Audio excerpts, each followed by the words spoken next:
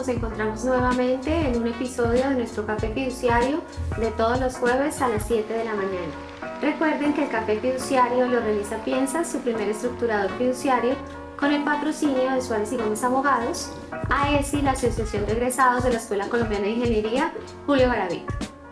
Gestión de tesorería en la transformación digital y un cambio de paradigma.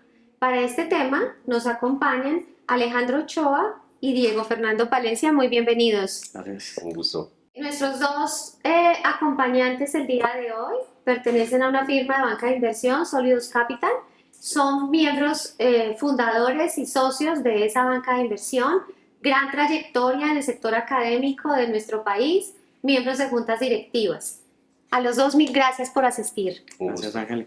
Bueno, este tema suena, digamos, para nosotros y nuestra audiencia no de tan usual, digamos, conocimiento, así que les pido por favor que sean muy sencillos en la explicación que nos den al respecto. El primer tema del que vamos a hablar es la parte contextual, en la regulación sobre el tema que nos ocupa. Ley 964 del año 2005, Resolución 400 de 1995 y Decreto 2555 de 2010. ¿Qué nos pueden contar al respecto? Fíjate que normalmente en Colombia nos ha tocado vivir los cambios, la creatividad y la innovación siempre en las crisis. Como te puedes dar cuenta, en los 90 tuvimos una crisis bastante complicada, desde 1994 con el tequilazo en México y cosas de ese estilo. Así es. Y precisamente después de esa constitución del 91 se empezaron a crear los canales para que tuviéramos una estructura jurídica, legal y de regulación que permitiera a Colombia mejorar su acceso a fuentes tecnológicas y sobre todo a la dinámica de que los negocios tecnológicos tuvieran una base jurídica y supieran a qué tenían que atenerse y cuáles eran las reglas de juego. Y con eso, la ley 964 es maravillosa porque creó los incentivos perfectos para que tanto empresas reguladas como no reguladas tuvieran acceso a todos los canales, a todos los elementos que les permitieran ser sostenibles en función del tiempo. Y a la par se fueron creando con el famoso ensayo y error. Sí. De las crisis de finales de los 90, por allá en 2002, en 2004, hasta que en 2005 se empezaron a crear un decreto que es el 2555 y empezó a crear y en 2010 ya fue posible sacarlo a la luz. Pero durante todo ese camino la resolución 400 y la 1200, que es del 95, es la que ha sido la columna vertebral. Y normalmente cuando estamos hablando de fintech, cuando estamos hablando de negocios tecnológicos, es muy importante compartir con la audiencia que los esquemas tanto legales, jurídicos y de regulación son supremamente importantes porque las ideas necesitan ser estructuradas con bases legales y que permitan tener la posibilidad en su momento de ser reguladas si es el caso de una idea de negocio o de un modelo de emprendimiento. Ahí es importante anotar, Diego, que la resolución 400 y la 1200 eran en su momento expedidas por la Superintendencia de Valores, ¿no? Eran regulaciones emanadas del regulador del mercado de valores.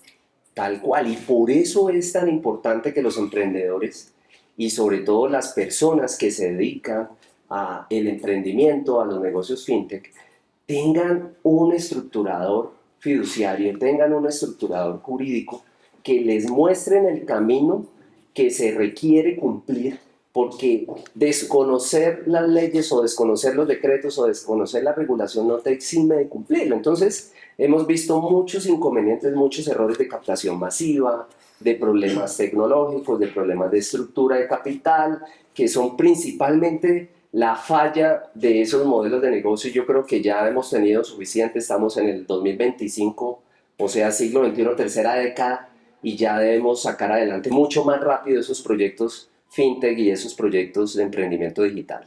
Bueno, bastante interesante el tema contextual y ahora vamos a hablar un poco de los sistemas de interoperabilidad. ¿Qué es eso? Cuéntenos qué es eso. Bueno, entonces allí podemos introducir el breve que está sonando tanto de Banco República. En medios, del Banco de la República, exactamente, que está sonando tanto en medios Entonces Breve es un sistema de pago de bajo valor, interoperable e inmediato. Eso suena enredado, Sí. pero es sencillo. Entonces suena enredado, pero es sencillo. ¿Qué sistema de pago de bajo valor? Quiere decir que actores o usuarios que llaman del sistema financiero que quieren mover plata para pagar o para girarle a otra persona debajo de ciertos montos, lo podrán hacer con algo que es casi inmediato, no es inmediato, pero es casi inmediato porque la plata deberá quedar en en el otro lado, digamos, el que gira, que se llama originador, al que recibe, que es el receptor, en un tiempo de 20 segundos. Entonces, por eso es casi inmediato. Interoperabilidad quiere decir que va a permitir, a través del Banco de la República, con cuatro concentradores, digamos, que llaman cámaras o nodos. Entonces, son 4 jugadores que se llaman Transfilla, se llaman Visionamos del sector cooperativo, está Redeban y está Drixi del propio Banco de la República, que lo que van a hacer es recibir toda la información de todos los jugadores que van a girar plata de un lado a otro o entre consumidores y comercios, y van a permitir que todo este sistema fluya sin que tengan los problemas que hoy en día la gente está experimentando. ¿Cuáles son los problemas que hoy en día la gente experimenta?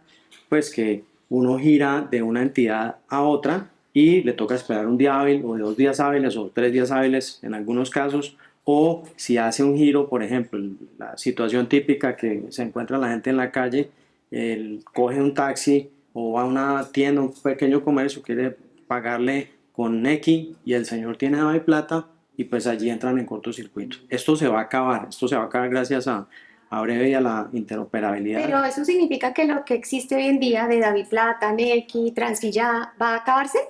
Hay unos cambios que se van a dar, porque todos estos actores van a terminar integrados a Breve, porque Breve no va a ser opcional, Breve es una obligación y es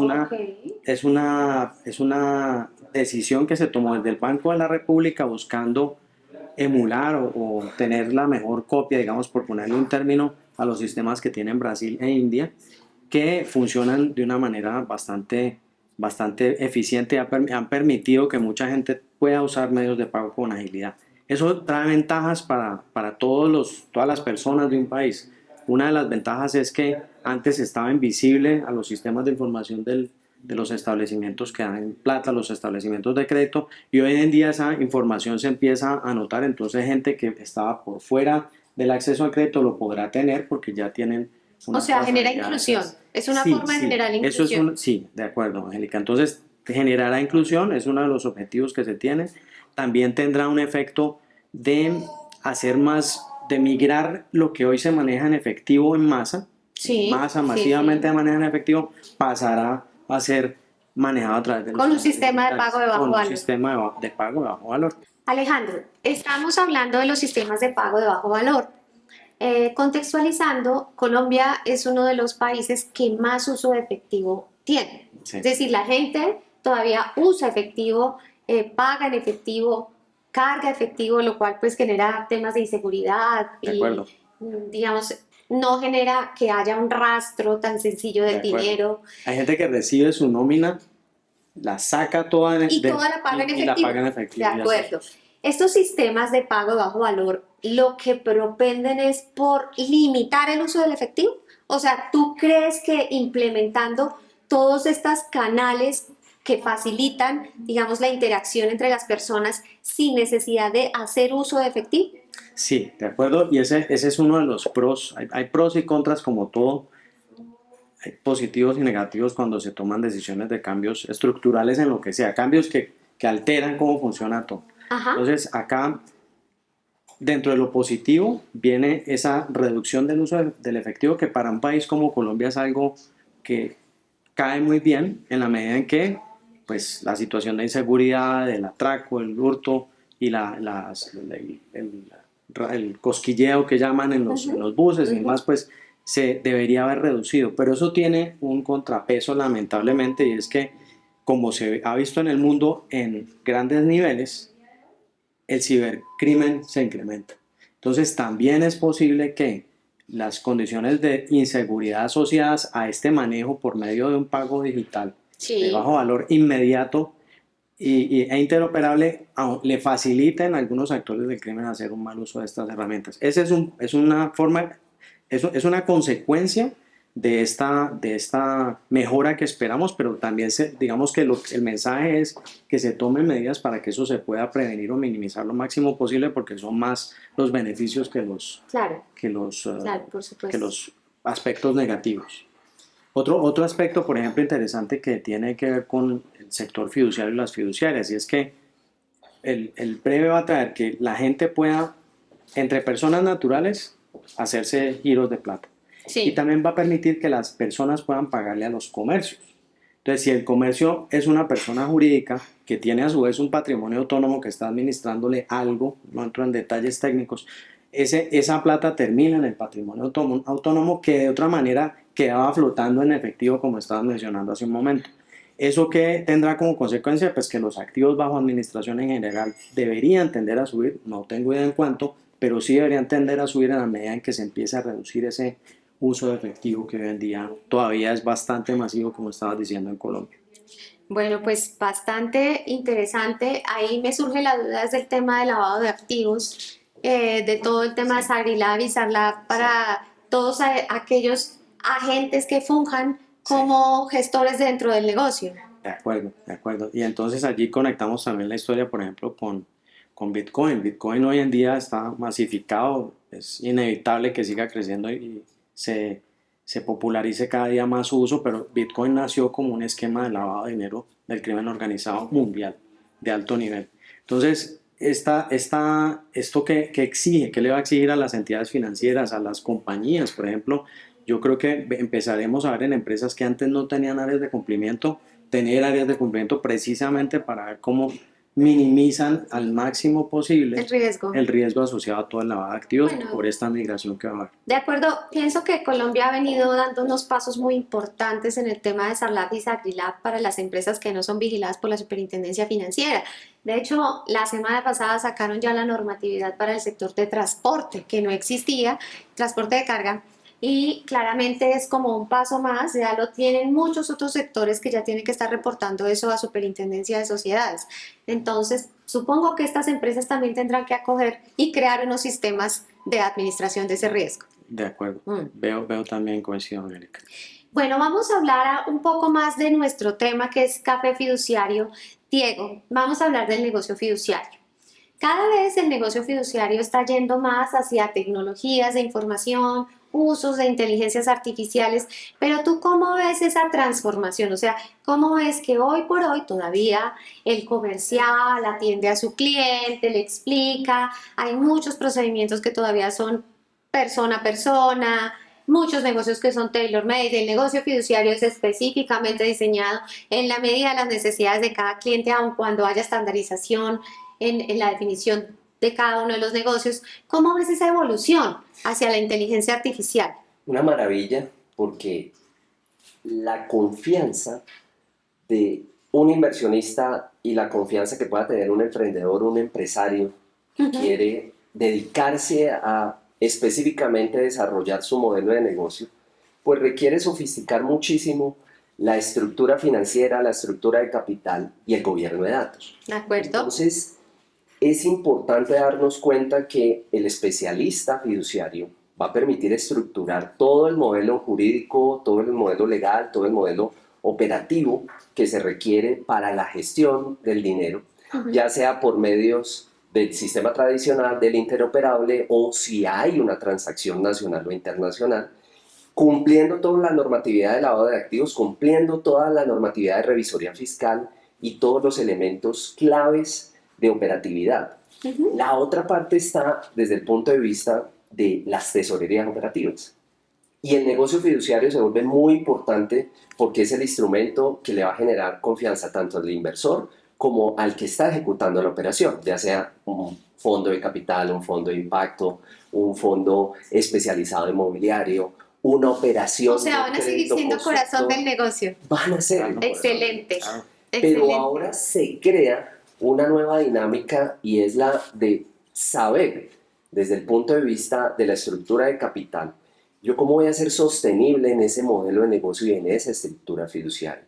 Y ahí es donde nosotros como banca de inversión estamos apoyando muchísimo a los clientes, estructurando y coordinando toda la dinámica desde la línea de la estructuración fiduciaria hasta la sostenibilidad de corto y mediano y largo plazo, acompañando no solo a las condiciones viables desde el punto de vista financiero y legal, sino también acompañando esa transformación de las tesorerías operativas. Definitivamente ya las transacciones no solamente se harán por sistemas bancarios tradicionales, sino que el sistema interoperable incluso va a conectar a fintech, va a conectar a empresarios informales que están utilizando los sistemas o los canales o los medios de pago como DaviPlata, como Nequi, como todas estas iniciativas que lo que permiten es que esa última milla, ese cierre de transacción se haga de una manera eficiente. Entonces las tesorerías operativas también son un elemento importantísimo para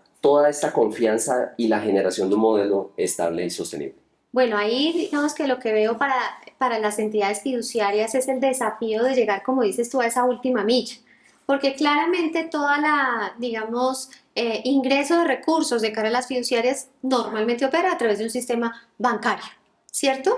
Si es recurso del exterior, viene con una monetización de un intermediario del mercado cambiario. Si son recursos nacionales, pues claramente provienen normalmente de una entidad financiera. Entonces aquí vería yo que también las fiduciarias tendrían que abrir como esa posibilidad de canalizar recursos que no estén dirigidos o direccionados a través del sistema financiero tradicional. Y ahí es donde entra la interoperabilidad. Pero es que fíjate que en este instante Colombia tiene un gran problema de regulación y de supervisión, porque todavía no podemos comprar con la tarjeta de crédito unos zapatos Nike de diseño en Dinamarca y hacer una sola transacción, sino que tenemos que hacer incluso hasta 3 o 4 transacciones para poder cerrar la transacción. Entonces lo que necesitamos es que una persona que está en Ecuador, que esté en Estados Unidos, que esté en Miami, pueda realizar una operación a través de un contexto fiduciario en donde hay toda la confianza, que la transaccionalidad tiene todos unos canales de seguridad, y adicional a eso que lo pueda hacer con su tarjeta de crédito, lo pueda hacer con cualquier medio de pago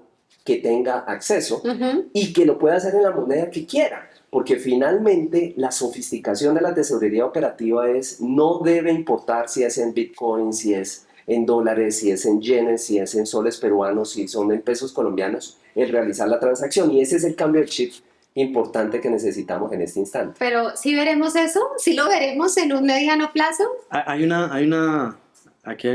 Conecto esto con un estudio muy interesante que hizo McKinsey de los administradores de activos, digamos, hablando dentro de esa sombrilla caben, por supuesto, las fiduciarias.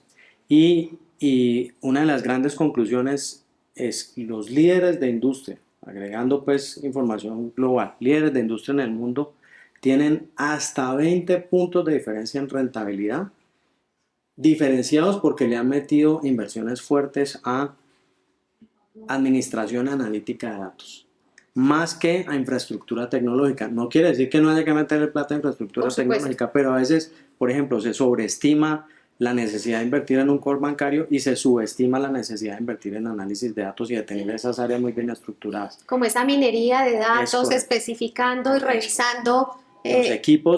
Los equipos que se comporten con la estructura de agilidad que tiene una compañía tipo una fintech, que sea muy eficiente, pero trasladándole todas esas características positivas a la naturaleza y a la operación que tiene una fiduciaria hoy en día. Hay una oportunidad muy buena para todos los actores en el país.